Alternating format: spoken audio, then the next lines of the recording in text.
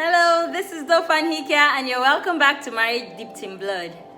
Today is a beautiful Friday here and it's Valentine's Day. Yay! So, happy Valentine's Day to you all. I hope you take the time out to just love upon each other as a couple and as a family, with your friends, and just have a good time. Love is a beautiful thing. Yes, so today we'll just go straight up and continue our study from the book by Gary Chapman, The 5 Love Languages. The first love language we talked about last week is words of affirmation. And today we'll move on to learning about the second love language, quality time. You know, you cannot love one person in another person's primary love language.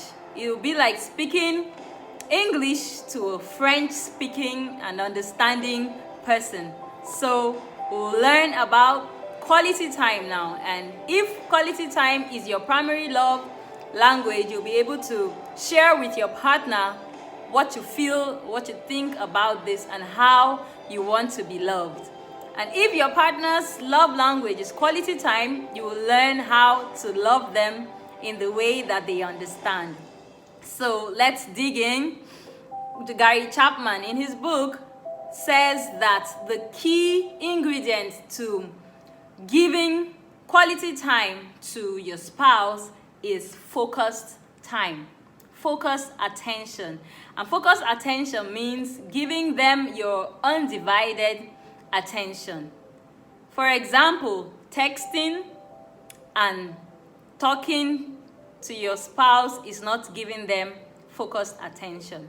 Or having the television on, or you in front of your computer while your spouse is trying to get your attention is not giving them quality time. And you want to understand that quality time is about spending time together and doing a common activity, or just enjoying each other's company. Okay, and then another part of quality time, Gary Chapman calls it a dialect in the love language of quality time, is quality conversation.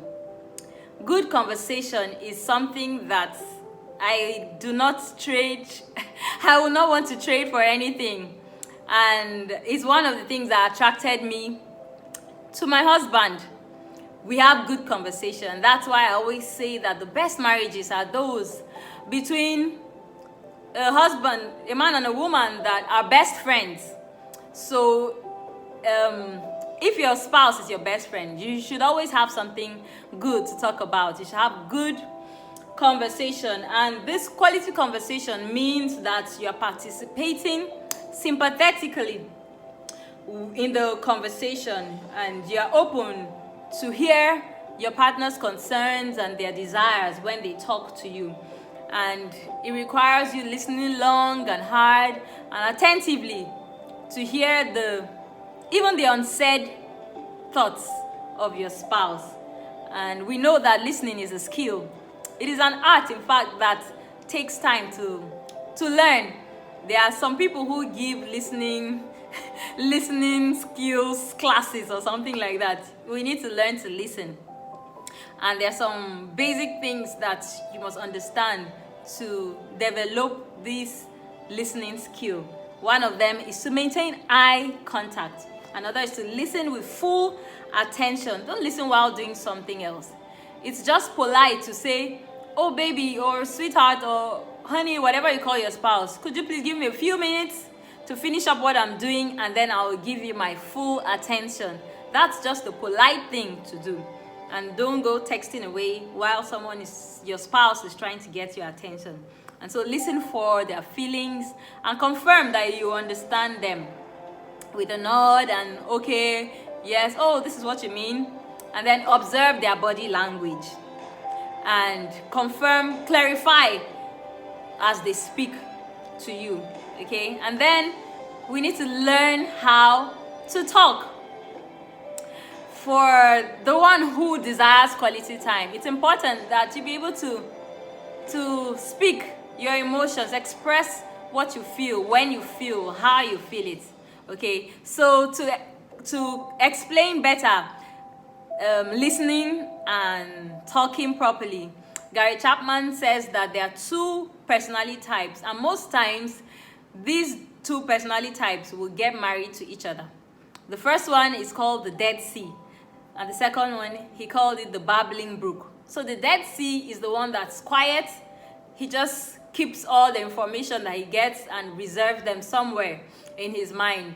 But the babbling brook is the one that talks and keeps talking. As soon as she hears that information, she wants to speak immediately. Even when her spouse is not there, she's quick to make a call, or like that. She'll call and talk about whatever it is that's on her mind. And the interesting thing is that they will enjoy each other in the beginning of the relationship, because the Dead Sea will be a good listener and the babbling brook will just chatter away, and they'll be happy. Oh, this guy listens so well. And the man says, oh, she just makes good conversation, she's always talking. But after a while, you get tired because there's no balance. So Gary Chapman says the Dead Sea, who's the quiet one, can learn to speak. He can learn to express his emotions. He can learn to express his thoughts. While the babbling brook can also learn to be quiet and listen, so that we can have a balance. And then moving on, another dialect under the love language of quality time is the dialect of quality activities. What do you love to do? So the one who loves quality time should be able to say what he would like to do with his wife. For my husband, as simple as a short drive to the supermarket to just buy a bottle of cashew nuts is something spectacular to him. Sometimes it ends up looking like a date, but that's what is important to him. Just to have me there with him doing something. Or playing video games. I really don't like playing video games. I think it's so difficult. But he enjoys it, and some time ago, I had to go out of my way to learn it.